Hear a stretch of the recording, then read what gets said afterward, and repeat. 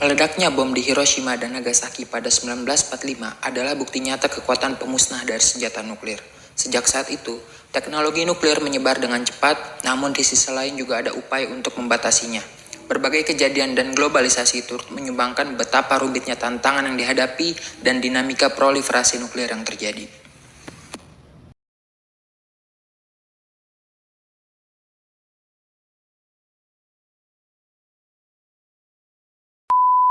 Pada pertemuan kali ini kita akan membahas proliferasi nuklir sesuai dengan materi yang telah saya distribusikan minggu kemarin. Yang pertama kita akan membahas apa itu program nuklir. Nuklir pada dasarnya mempunyai dua fungsi, yakni sebagai penghasil energi dan sebagai senjata. Untuk menjadikan nuklir sebagai penghasil energi, bahan penyusun nuklir yakni uranium dan plutonium perlu diolah untuk menghasilkan reaksi berantai nuklir yang pada akhirnya akan menghasilkan energi dalam bentuk panas. Sumber daya yang dibutuhkan untuk membuat nuklir tidaklah mudah. Hal itu membuat hanya segelintir negara saja yang mampu untuk memanfaatkan nuklir ini. Nah, senjata nuklir itu sendiri memiliki 3 cara dalam melepaskan energinya, yakni ledakan, radiasi, dan radiasi nuklir. Kapasitas ledak yang begitu besar membuat senjata nuklir termasuk dalam jajaran Weapons of Mass Destruction (WMD) atau senjata musnah massal. Meski proses dalam mengolah nuklir dan sumber dayanya sangat sulit, namun di era globalisasi saat ini muncul kekhawatiran bahwa aktor selain negara mampu ikut bermain di pasar gelap layaknya Abdul Qadir Khan. Khan mengaku jaringannya telah memberikan bantuan program senjata nuklir kepada Iran, Korea Utara, dan Libya. Meski jaringannya telah dihentikan, hal ini membuat keresahan dan menimbulkan banyak pertanyaan. Proliferasi nuklir sejak 1945. Persaingan bipolar antara Amerika Serikat dan Uni Soviet pada masa Perang Dingin membuat negara-negara adidaya membangun gudang senjata nuklir yang semakin besar. Hal itu membuat timbulnya ketakutan akan terjadinya perang nuklir antar negara adidaya. Amerika Serikat sendiri dan NATO juga memiliki kekhawatiran sama, yakni ketakutan atas penyerangan nuklir oleh Uni Soviet ke Eropa Barat.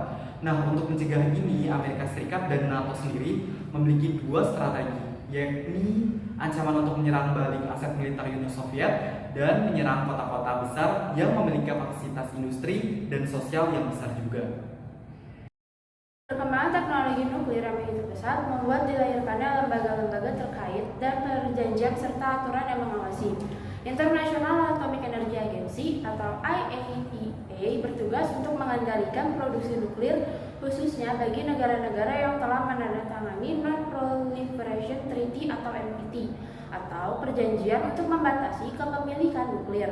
Selain itu, lembaga ini juga bertugas untuk mempromosikan energi nuklir secara damai dan mendampingi dengan teknologi super canggih untuk meminimalisasi kerusakan akibat kecelakaan seperti yang terjadi di Jepang pada 2011, yang saat itu 3 reaktor nukliran rusak akibat gempa yang terjadi.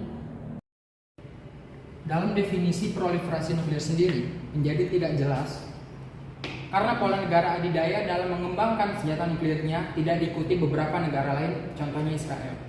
Ketika para pemimpin Israel menunjukkan gelagat bahwa mereka memiliki senjata nuklir, namun tak pernah mengonfirmasi bahwa mereka benar-benar memilikinya, dan Israel sendiri pun belum menandatangani NPT. Hal ini disebut sebagai Hal itu biasa disebut sebagai opasitas nuklir.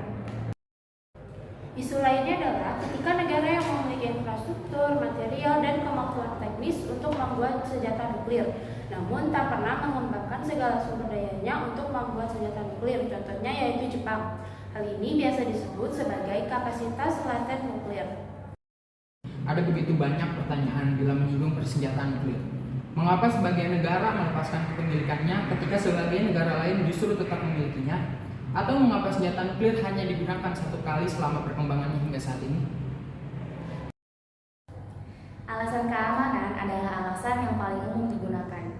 Pengimplementasian dari Civis Pacem Parabellum membuat sebagian negara berusaha mengembangkan dan mempertahankan senjata nuklir mereka sebagai upaya meningkatkan pertahanan negaranya dan mencegah musuh untuk menyerang. Selain itu, upaya proliferasi nuklir juga bermanfaat bagi politik domestik karena pemimpin proliferasi tersebut cenderung mempunyai citra yang melesat karena melayani kepentingan birokrasi dan memperkuat militer.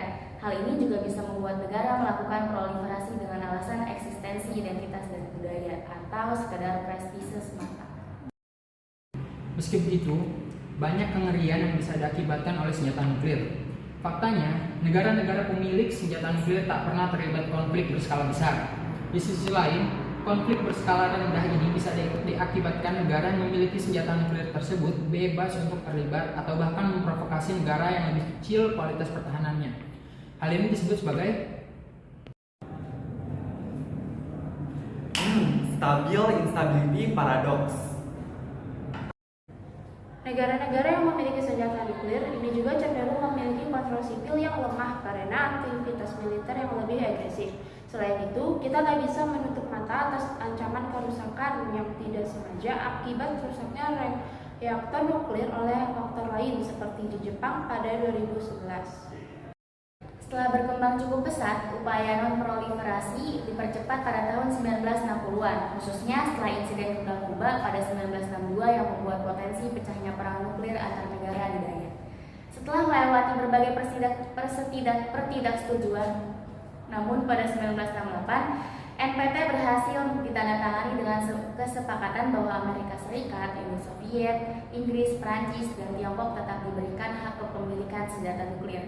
Namun dengan tujuan akhir bahwa mereka tetap harus melepaskan persenjataan nuklir mereka. Sebagai gantinya, negara-negara lainnya mendapatkan akses atas teknologi nuklir sebagai sumber energi. Nah, tak berhenti di situ saja, berbagai perjanjian dan kesepakatan lanjutan juga turut dilahirkan nih, seperti Strategic Arm Limitation Talks atau SALT I, SALT II, Intermediate Nuclear Force (INF), Missile Technology Control Regime (MTCR), hingga berbagai program yang telah diatur oleh IAIE. Berakhirnya Perang Dingin membuat Rusia dan Amerika pada tahun 1991 menandatangani START atau Strategic Arms Reduction Treaty yang lebih dari sekedar membatasi jumlah hulu, ledak, dan kendaraan pengiriman dan setuju untuk menguranginya.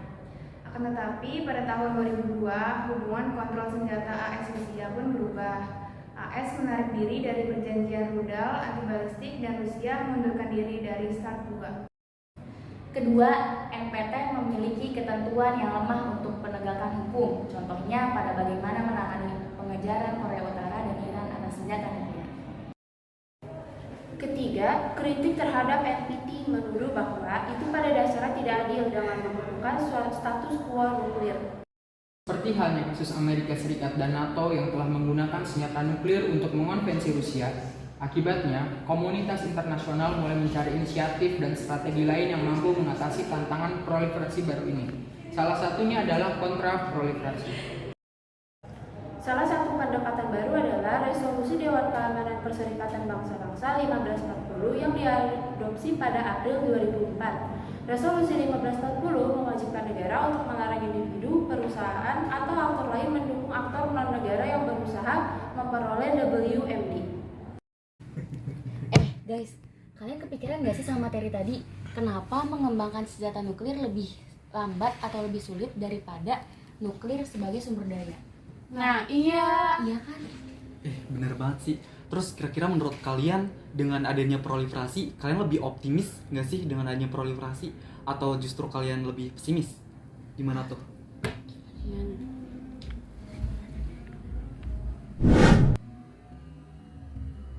Hal ini bisa terjadi karena ada aturan internasional yang telah mengikat, yakni NPT. Dalam kesepakatannya, NPT hanya memberikan kepemilikan atas senjata nuklir pada 5 negara saja. Selain itu, di dalam NPT itu juga tertulis kesepakatan bahwa setiap negara anggota NPT yang tidak memiliki izin atas kepemilikan senjata nuklir akan diberikan imbalan berupa pengembangan nuklir non-senjata. Bila mendengar kata nuklir, maka pasti kengerian yang terlintas di benak kita. Padahal, nuklir tak melulu tentang senjata. Teknologi nuklir bermanfaat bagi sarana pembantu penyembuhan kanker, pembangkit tenaga listrik, diagnosa penyakit, dan masih banyak lagi keuntungan lainnya.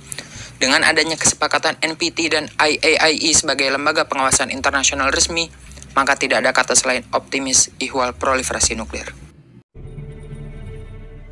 Nuklir adalah suatu penemuan yang berharga sebagai sumber energi hingga senjata. Tak sebatas pembangkit listrik, teknologi nuklir terus berkembang hingga mampu membuat keamanan dan daya tahan makanan yang lebih kuat. Namun tak bisa dipungkiri, seksinya nuklir tetap menimbulkan ketertarikan yang begitu besar bagi sebagian negara. Demi politik domestik, prestis mata, hingga isu keamanan adalah alasan yang paling umum digunakan, layaknya Pakistan akibat kekalahannya dalam perang dengan India pada 1971. Meski sangat rentan untuk digunakan dalam berperang, nyatanya senjata nuklir tak pernah digunakan lagi sejak 1945. Kalkulasi kekuatan yang tak akurat dan ketakutan untuk diserang balik membuat setiap negara saling menahan diri untuk menggunakan senjata nuklir milik mereka. Selain itu, adanya kesepakatan internasional dan lembaga pengawasan internasional mampu membuat kita tenang sejenak dan leluasa memanfaatkan energi nuklir dengan sebaik-baiknya.